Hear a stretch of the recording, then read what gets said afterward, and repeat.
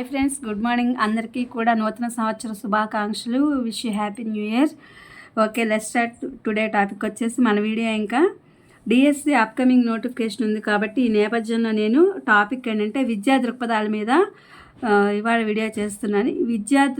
విద్యా రాజ్యాంగ ఏర్పాట్లు అంటే విద్యలో రాజ్యాంగంలో విద్య అనేది ఆర్టికల్స్ అనేవి ఎలా ఉన్నాయి, ఎప్పటి నుంచి ఇది సవరణ చేయడం జరిగింది అనే దాని గురించి నేను మీకు చెప్పబోతున్నాను. Let's start the topic.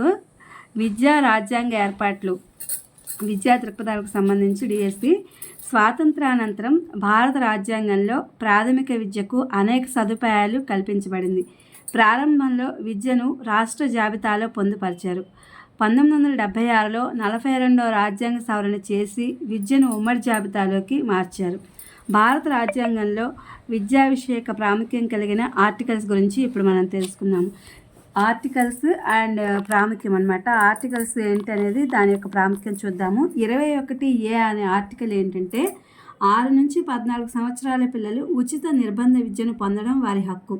అంటే వీళ్ళు ఎటువంటి సంస్థల్లో కూడా పని చేయకుండా ఈ 6 నుంచి 14 సంవత్సరాలు గల పిల్లలు మామూలుగా వాళ్ళు విద్యకు మాత్రమే ఉండాలని నిర్బంధంగా ప్రాథమిక విద్య అనేది వాళ్ళు చదవాలి అని చెప్పి మామూలుగా ఒక చట్టం చేసింది. 21A అనే ఆర్టికల్ అనమాట.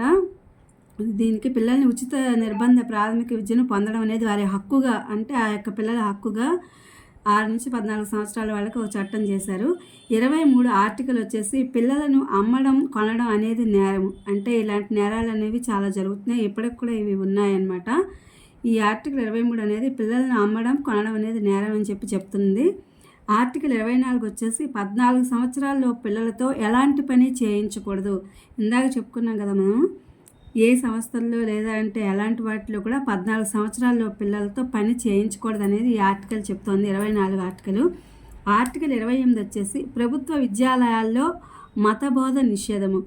ఈ యొక్క ఎవరికి సంబంధించిన మతం వాళ్ళు బోధించడం అనేది నిషేధం అనమాట ప్రభుత్వ విద్యాలయాల్లో. ఆర్టికల్ 28.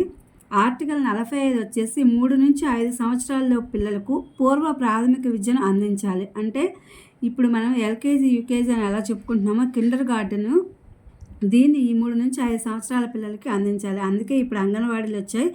ఈ అంగన్వాడీల్లో కూడా ఇట్లా అందిస్తున్నారు. మామూలుగా ఇవి ఎక్కువగా ఏంటంటే ప్రాక్టికల్ ఆటపాటలతో అందించాలి. వీళ్ళకి పూర్వ ప్రాథమిక విద్య అనేది ఆటపాటలతో అందించాలి. వాటిల్లోనే వాళ్ళకి కొంత విజ్ఞానం జోడించి చెప్పాలన్నమాట ఆ ఏజ్కి తగ్గట్టుగా. అది 45 ఆర్టికల్.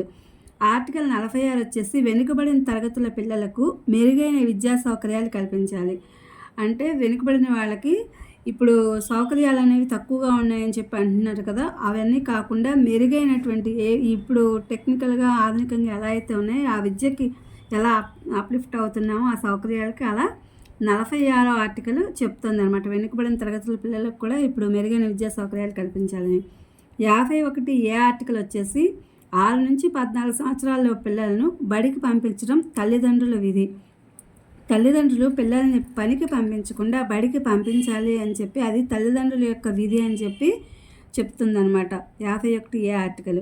350A ఆర్టికల్ వచ్చేసి విద్యార్థులకు మాతృభాషలోనే బోధించాలి.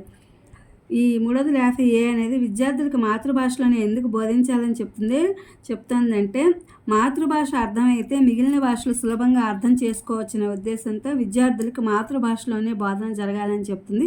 ముఖ్యంగా ప్రాథమిక విద్యాభ్యాసం అనేది ఎక్కువగా మాతృభాషలోనే జరగాలని గాంధీ గారు చెప్పారు. 351 జాతీయ భాష అయిన హిందీ అధ్యయనాన్ని ప్రోత్సహించాలి. మనకి 351 అధికరణం ఆర్టికల్ ఏం చెప్తుందంటే జాతీయ భాష అయిన హిందీని అధ్యయనాన్ని అంటే హిందీ అనేది చదవడం, ఆ సబ్జెక్ట్ని ప్రోత్సహించడం అనేది జరగాలని చెప్తున్నారు. ఇది ఫ్రెండ్స్ విద్యా దృక్పథాలకు సంబంధించినటువంటి ఆర్టికల్స్ ప్రాముఖ్యం. ఇది చాలా ఇంపార్టెంట్. ఈ టేబుల్ మనకి ఎప్పుడు ఎందులో ఎలా ఇస్తారో తెలియదు దీనికి సంబంధించి. అందుకని చెప్పి నేను ఈ వీడియోని అప్లోడ్ చేశాను. Please my channel like, share, subscribe and comment. Thank you for watching. Thank you for our support.